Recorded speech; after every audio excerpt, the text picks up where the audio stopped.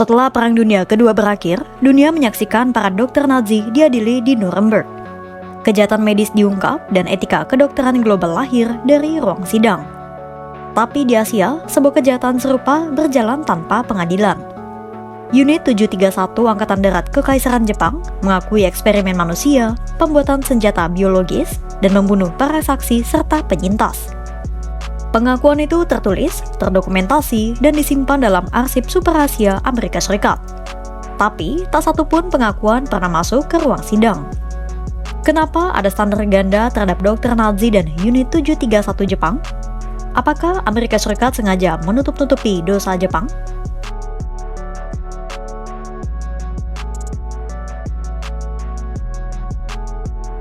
Di masa Perang Dunia Kedua, Nazi Jerman dan Jepang sama-sama melakukan eksperimen bengis menggunakan subjek manusia.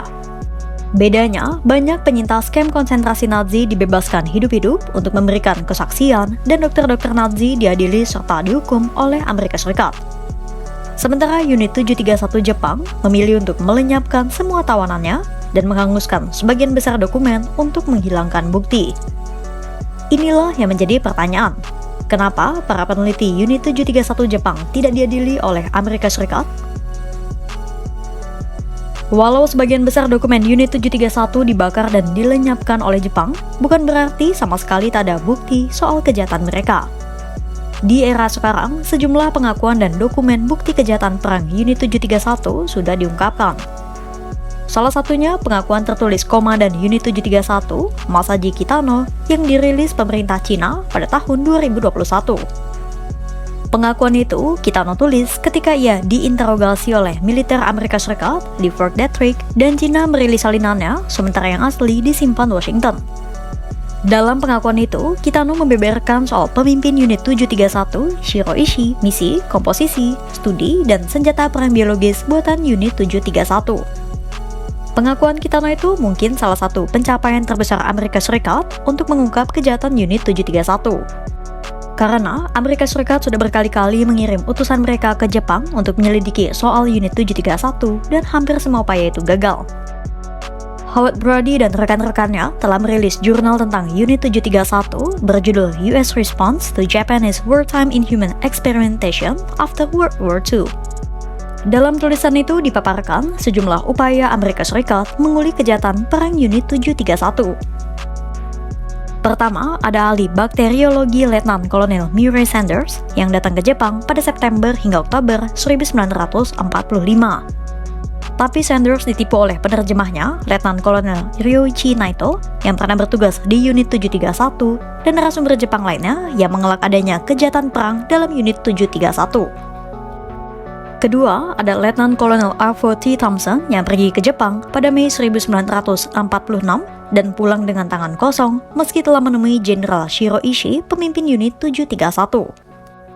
Ketiga, ada Dr. Norbert H. Vail yang akhirnya berhasil mendapatkan pengakuan dari para anggota Unit 731. Vail berhasil mendapatkan pengakuan dan menyelidiki Unit 731 setelah meyakinkan Jepang bahwa tujuannya datang ke Jepang untuk penelitian ilmiah, bukan penyelidikan kejahatan perang. Pertanyaannya, setelah Vail mendapatkan pengakuan, kenapa Amerika Serikat tidak menyeret dokter-dokter Unit 731 itu ke pengadilan?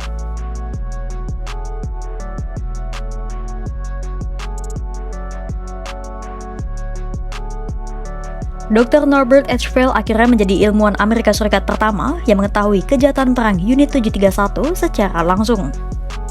Laporan Vail kemudian dilanjutkan oleh para ilmuwan Camp Detrick, Dr. Edwin C. Hill, dan ahli patologi Dr. Joseph Victor pada Desember 1947. Tapi semua itu akhirnya hanya tersimpan jadi arsip rahasia dan hanya Amerika Serikat yang mengetahuinya. Ada beberapa hal yang membuat Amerika Serikat tidak melanjutkan penyelidikan mereka ke persidangan kejahatan perang. Pertama, data perang biologis Unit 731 begitu strategis bagi Amerika Serikat. Amerika Serikat memandang data itu tidak etis untuk dipublikasikan dan bernilai untuk pengembangan senjata biologis mereka. Karena berharga, Amerika Serikat memilih untuk menyimpan bagi mereka sendiri. Kedua, karena kekhawatiran jatuhnya informasi ke tangan Uni Soviet. Setelah Perang Dunia Kedua berakhir, Perang Dingin sudah menanti di depan mata. Amerika Serikat lebih takut Uni Soviet mendapatkan data senjata biologis Jepang ketimbang menuntut dokter-dokter Unit 731 atas kejahatan perang. Karena melihat Amerika Serikat mulai bertikai dengan Uni Soviet, Jepang pun membuat data Unit 731 jadi kartu tawar. Jepang mau membocorkan soal Unit 731 asalkan Amerika Serikat tidak menuntut atau menyerahkan mereka ke Uni Soviet untuk diadili. Amerika Serikat akhirnya setuju. Itulah kenapa akhirnya Jepang memberikan laporan lengkap eksperimen, slide patologi, dan dokumentasi teknis berupa foto-foto berwarna. Meski pada akhirnya pun Uni Soviet berhasil menuntut 12 dokter Unit 731, walau hanya berakhir pada penahanan sekitar 20 tahun karena hukuman mati Uni Soviet saat itu sudah ditiadakan.